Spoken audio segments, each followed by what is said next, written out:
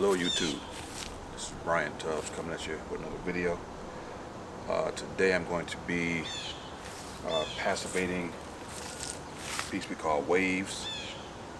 This is waves with the 3 balls. We make this waves, we make another taller piece we call waves. It has 3 stainless steel pieces coming up, so slightly different than this one. So I'll just be passivating that one today. And a few videos ago, I told you guys that I would show you the piece, the dance, after I got it finished. And when I made 1 or 2 videos ago, it was packed away, and it would have taken too long to get to it. But I went into the trailer to get some other pieces out, and I just happened to pull this one out. So this is the dance. Polished stainless steel, and I put a stainless steel ball on the base just yesterday actually. So oftentimes my pieces are not finished until they're finished. Like before yesterday, I think it was, this base didn't have this ball on it. It was just open area here. But in art or in anything, a circle or ball represents completion. So that's why I just put the ball there to say it was, for the most part, complete, unless I can come up with something else. But it's a figure. It's an abstract figure. Like, this is a toe. The head and arms are here, and the rear leg is kicked up like they're in a dance pose. So that's why I came up with the dance. You'd have to be able to see it, if you can see it. I'll give you guys a closer view.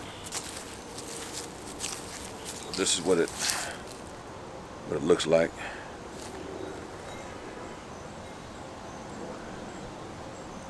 On both sides. So, and it leans at a certain angle. So if the person wants this to be the front side, or if they want this to be the front side, it doesn't matter. It's a very simple piece. Again, stainless steel. And I'm going to put it in the show this weekend in Ann Arbor, and just see what happens. I mean, I'll be putting it online at some point soon, just to get it exposed to people. Alright, so that's the dance. As I promised, I would show it to you guys. And on the front, it goes from a wide at the base, tapers to not much of anything in the center, then it gets wide again at the top. And I'm talking about this area here. It tapers down really, really tight, then opens up here. And then on the back side, it's wide here, wide, and it tapers as it gets to the top on the back side. So that's the dance. Alright, so for today's project, like I said, I'll be working on waves. Very, very simple as far as what I'm going to be doing. It's just, this is it up close. That's the base.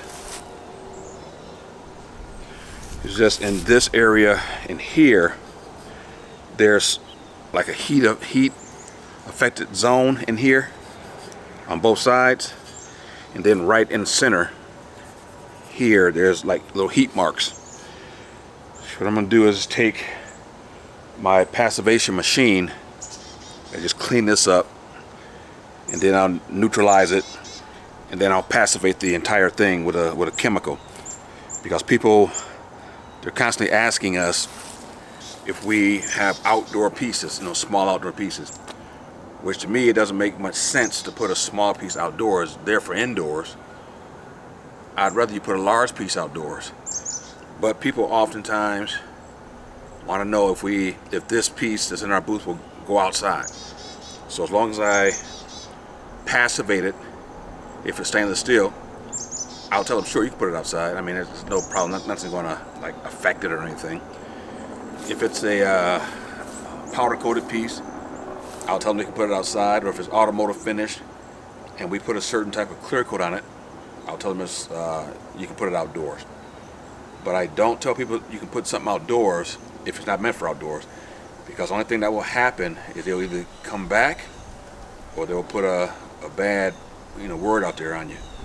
And you don't want that in the art community. So that's what I'll be doing today, is just passivating these little areas. It won't take that long because I just have in here and on both sides here. The way I did this is I put it on the base and I welded it from underneath, and with the heat coming from underneath, it leaves the haze area on top. So let me put my ground clamp on.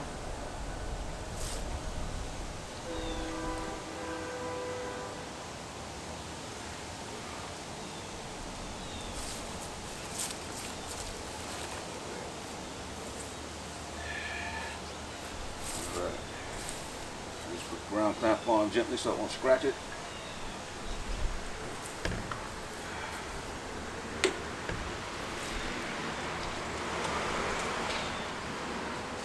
And it really is just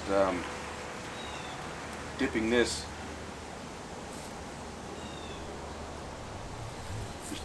wand into the electrolytes and just wiping it on there. It'll take the marks right off. And after I put this first chemical on, I'll go behind it with a neutralizer, just a neutralizer. Then after that I'll do the passivation with the brush and the liquid chemical.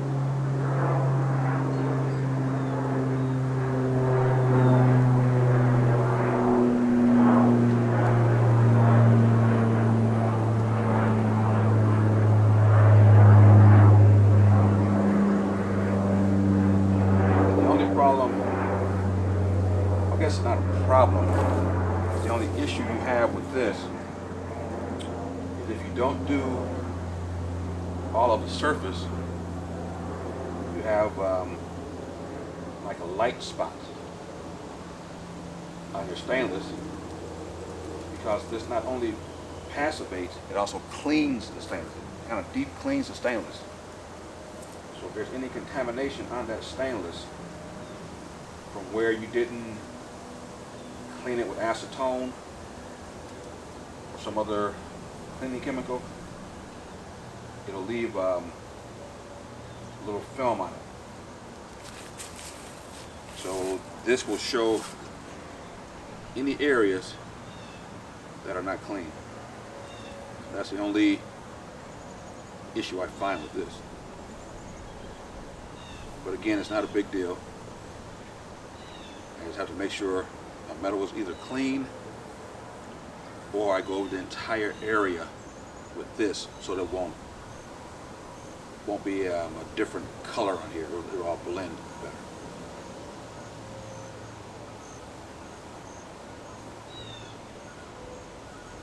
The reason I look at this tip is I want to make sure there's no metal starting to poke through, because this is just a felt piece of cloth that's wrapped around it.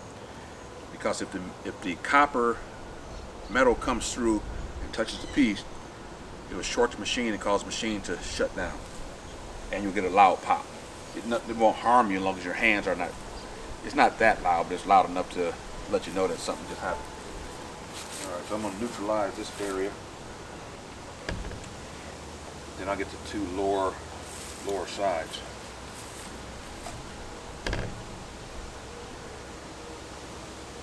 I used to use a rag or cloth to neutralize with, but I found that using a small paintbrush allows you to put your neutralizer exactly where you want it, and it's not spread everywhere. That's when you put the neutralizer on, leave it on there too long, it'll leave certain marks. And if you leave this chemical on too long, it'll leave a certain mark, and it's hard to get that mark out of there. It'll maybe be a dark mark, or it could be light. It just depends, because this etches into the material slightly. So on this lower portion, I'm seeing it's turning like a red. There's a certain chemical in the lower stainless steel on the base anyway. So what I'm going to do is just passivate the entire top of this base, so I don't have any discoloration.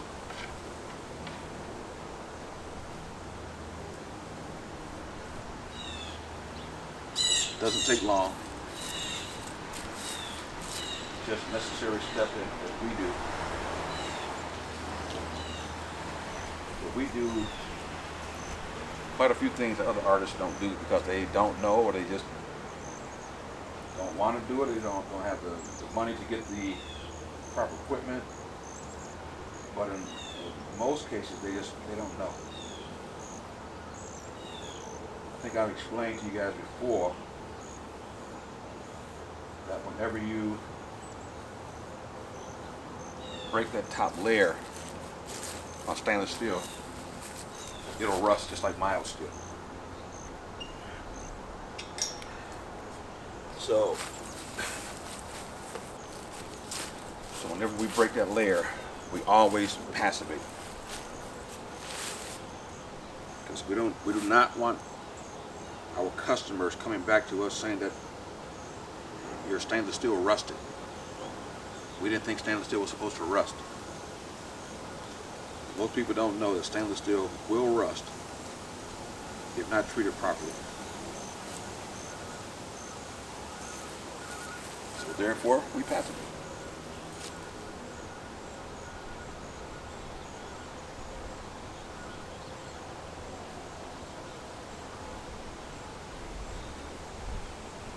Again, the reason I'm doing this entire upper section is because I want it to all blend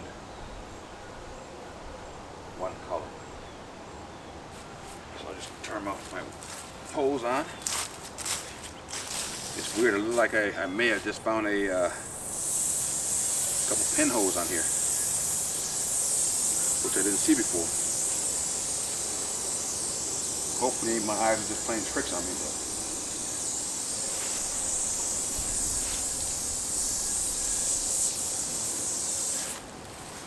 the only way to fix a pinhole is to re-weld it. I think it's right on the edge here.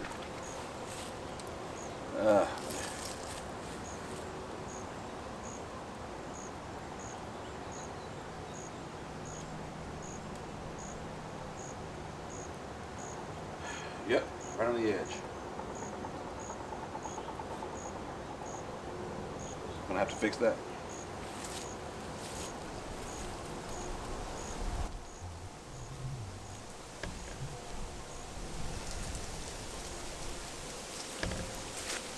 I don't know if you guys will be able to see it on camera, but it's right there. This little small area right there. So I'll just take my TIG welder and just touch that, trying to stay on the outer edge and not getting on the top, because I don't want to have to try and grind this because I'm so close.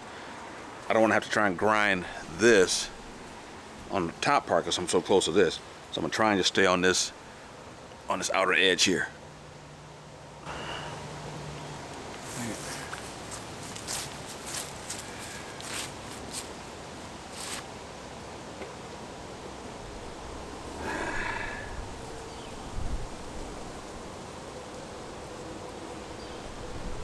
I may be able to just take my grinder and knock it down just a little bit in that spot, because that should all be filled with weld in there, because I welded the corners. So I may just have to just knock it down a little bit and it'll blend back in. I may not even have to weld it. But for now, I'll go ahead and finish the passivation portion of it. So I'll just take my brush Just brush the chemical on.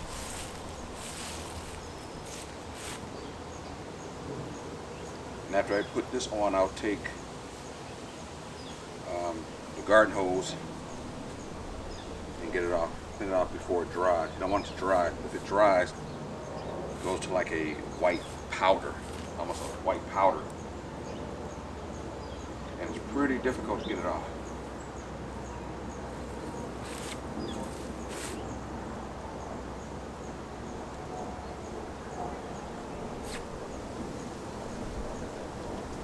This is just the extra steps that you take just to try and keep the customers happy after they buy the piece from us, because we do not want them to buy it, get it home, and something happens, starts to rust or anything like that. We don't want that at all. We want happy customers. I'm going to try and get it on here and get it off of here before it starts to dry.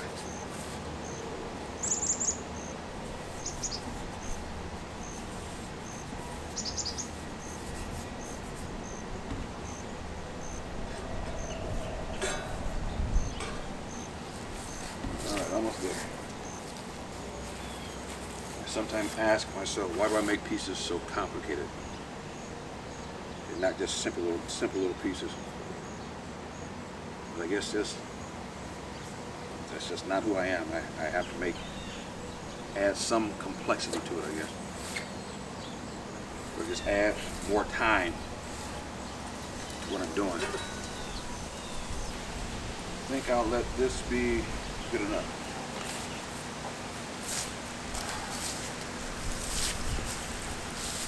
What I'll do is I'll just mist it with a little bit of water so that the chemical won't dry on.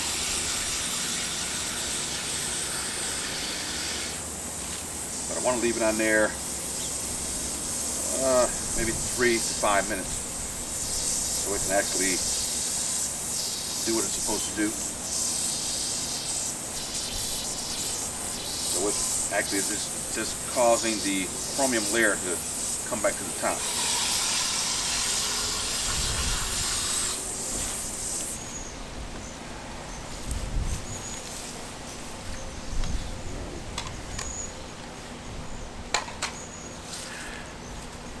I think that's good enough. Give it a couple more seconds.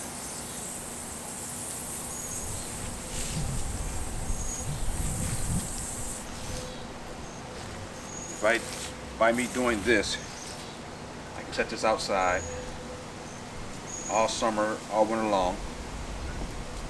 And at the end of a year or 2 years, it'll look identical to what it's looking like now. It won't change. But if I don't passivate it, I look at it after 6 months, it can be rusted just like any other metal. That's the tip for today. Stainless steel, you break the top layer, you weld on it. You always want to passivate it. What I also want to do is when I finish here, I want to dry it off. Just to be sure there's no rust accumulation in areas where I couldn't get the passivation to, like underneath. But I mean, very rare that would happen. But I just dry it off anyway just to protect it.